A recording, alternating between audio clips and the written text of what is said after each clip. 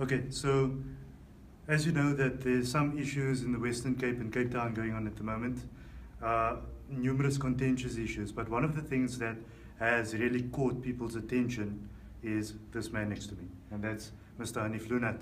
Now, there's a story going on, and there's issues going around the Community Policing Forum, and people are concerned, people are asking us, they're phoning the station, they're phoning the show to ask what's happening.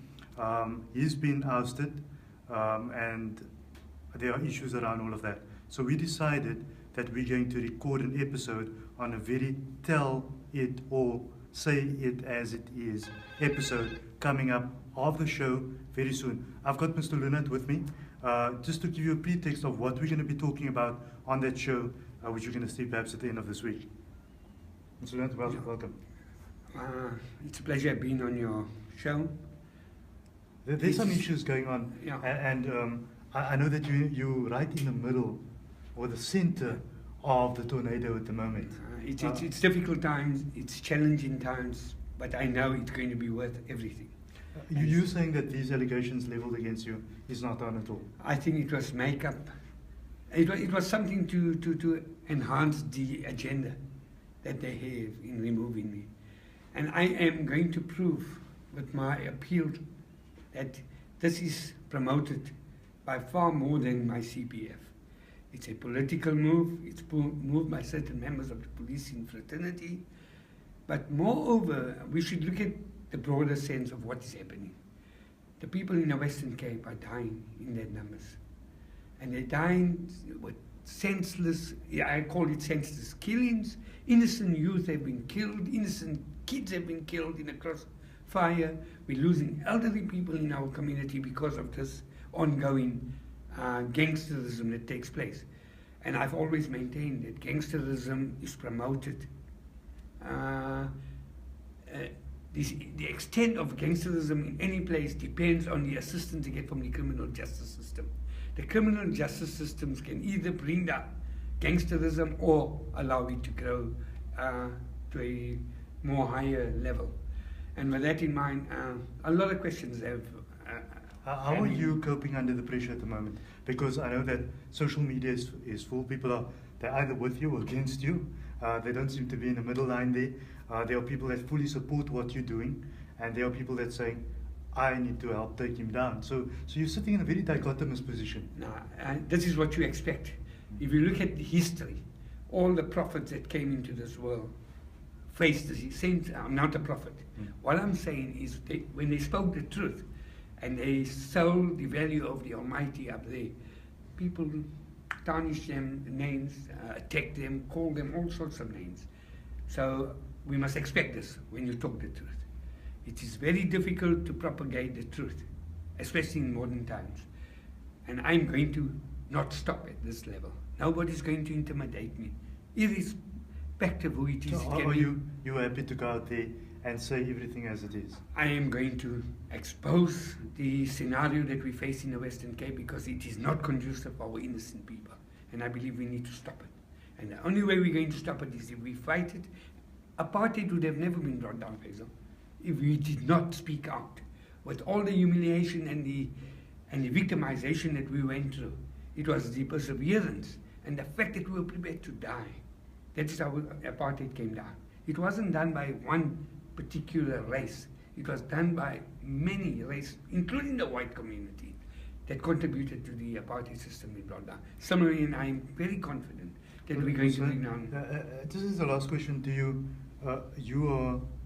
You seem very confident that what you're doing and what you're going to expose and say, who's who and who's done what, and what the real situation behind this move of moving you out of the CPF. You're very confident that the fault is on the other side, and you're going to be saying that outright. I'm sure you're sitting with a list of complaints that was placed. Totally, yes. You saw that happening. It is a joke. Yeah. It is a joke. It is nothing that warrants anybody to be removed. Compared to what the president of this country has done, that is a joke. It's a toy, I would say, in terms of worldly things. It is no ways that you can look at what they are putting on the table that warrants a removal. Why don't they come out in their openness and say what good things I'm doing? Why are they referring to things? These are, and I can tell you 80% of those is 100% lies.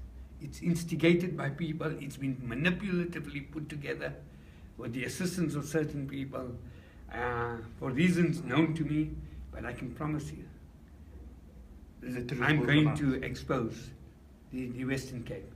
And I'm prepared to, I know there are many bullets with my name on it that's meant for me. Let it come. Whichever one's going to be successful, I would say it was the will of the Almighty. And this I'm not saying because I'm fearing anything. I'm saying because I know that the Almighty has put me in this world for a reason. And that reason is to fight the injustices that is done to the voiceless people of this country. So just on last night you mentioned something about Hitler in the past. You just gave us an analogy. Yeah, we can end with that. Look at how Hitler was brought down. It's just unfortunate. To propagate his beliefs, he started trampling on the toes of the East, which was Russia, and he started trampling on the West, which was Britain and America, and that was his downfall. So sometimes we need to choose our battles, but in this instance it is very difficult because you are fighting manipulative people who will go to the media and obviously tarnish your reputation and make you look like a mad person and call you all sorts of derogatory, portray you in derogatory terms and tell the community that this man isn't right. That's fine. Think what you like. I've been consistent and persistently pushing the same lines. If Dan Plato, who happens to be an individual who belongs to a party totally opposite to my party.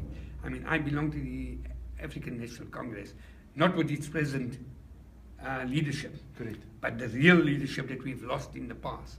I will always remain an ANC member, but not the ANC of today. Yet, the man went on radio on Monday morning, praising me. I don't care what the people are saying. The people are saying that I am a DA member. Because I've been praised by somebody that's my opposition, doesn't make me a DA person. And I praise these people. I have accolades for these people to come out in their openness and say that this man don't belong to us, but he's serving the community with his best interests. And the praises are all there. Thank you, Mr. Loonat. Now, so just a preview of what you're going to be getting to see on the show happening later this week. Lots of people have been talking about this particular matter, and it does concern you. It concerns you because the people that's in this discussion are people that effectively serve you, and therefore it concerns you. And therefore we as a channel and as a TV show have been receiving lots of inquiries, people asking us, look further into the matter, and we thought that it was best to get right to the top and say, guys, come into the studio and let's talk about this. So Mr. Loonat has given us a preview of what you're going to see on the show. It will be a tell-it-all show. Until next time, thank you for joining us. Details of that broadcast to come soon.